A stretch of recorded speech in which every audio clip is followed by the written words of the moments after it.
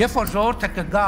դուռը կծեցի կամ չի ծեցի, ձեն կտա, կասի իմ իշխանությունը տուր ինձ, ես այդ իշխանությունը կտամ իրան։ Այն իրավիճակը, որում մենք հայտնվել ենք, քաղաքական չէ։ Սա արժե համակարգային ճգնաժամ է։ Բայց քանիսն են այն մարդիկ, որոնք չեն համակերպվել այս իրողության հետ։ Պետք է մոբիլիզացնել մարդկանց այնպիսի քանակ, որը կբերի փոփոխության։ Ոչ թե հոգու հանգստության համար մի հերթական հանրահավաք անել, քանի որ հանրահավաք անելու դեպքում այն պիտի լինի վճռական ու վերջինը։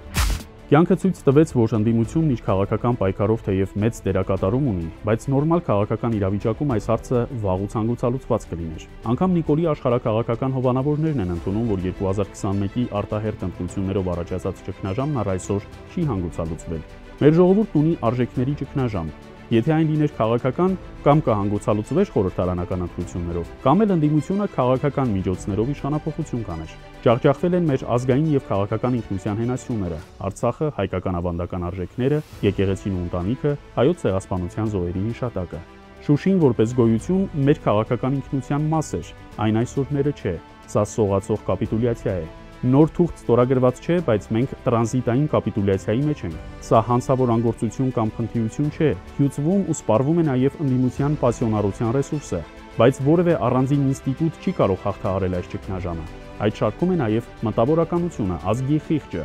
Հայոց ցեղասպանությունից հետո միայն 1930-ականներին նժդեհ բերեց մի ուսմունք, որը ցեղասպանված ազգի վերապրման փորձ էր։ Մենք հիմա էլ ենք հայրենազրկված, քանի որ Արցախը մեր հայրենիքի մի մասն է։ Մենք որդեզուրկ ու հայրենազուրկ ենք դառնում։ Այսօր մենք ժամանակ չունենք, բայց ջարդուխուրդ եղած արժեհամակարգային կառույցից պարտավոր ենք հավաքել երբեմնի բեկորները։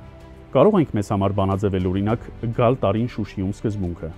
Սրանք աշխատում են մեր ինքնության դեմ, դարձնելով այն կզածի ինքնություն։ Մինչև պատերազմը մեզ կծահարում էին, հիմա չոքացնում։ Սրանք նոր ինքնություն են մոդելավորում, այն է տակդ չոր լինի, փորդ կուշտ, իսկ սա սպառողական ինքնություն է։ Սա մեր դեմ իրականացվող Նիկոլի ձեռամբ մեր ուղեղներում մղվող պատերազմ է։ Ցանկացած ազգի մեջ նման մուտացիաներ լինում են, մենք ունիկալ չենք, նման աղբ միշտ էլ ունեցել ենք, բայց Նիկոլն ու իր ուսապարկերն այսօր առաջնորդում են այդ մոլորյալներին։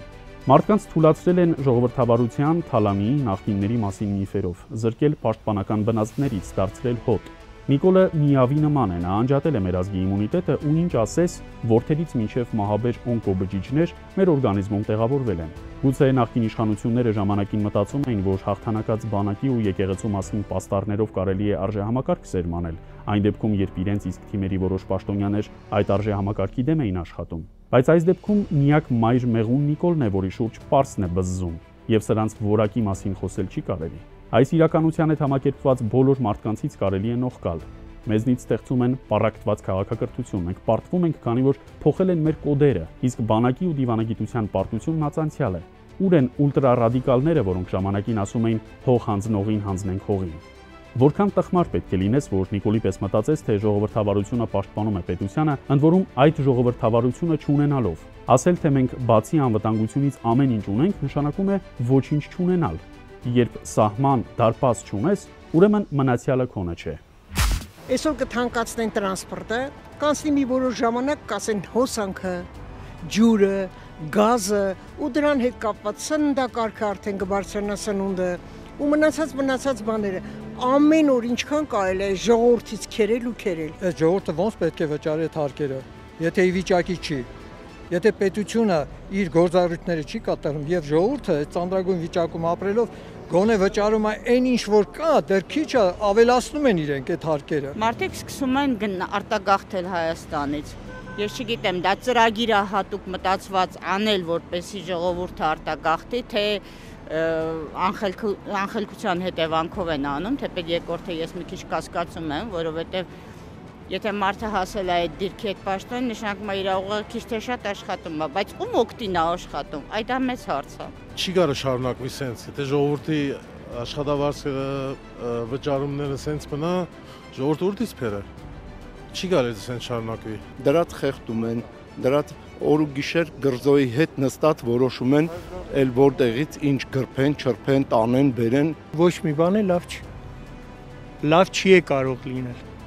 Թե ինչ է լինելու, այդ արդեն ժողովուրդը պետք է մտածի, ոտքի կանգնեն, ուրիշ էլ հնար չկա։ Թե չէ իշխանություններն արդեն լրիվ համահանել։ Այս երկիրը գնում է կործանման։ Միայն դա է երևում։ Թող մի հատ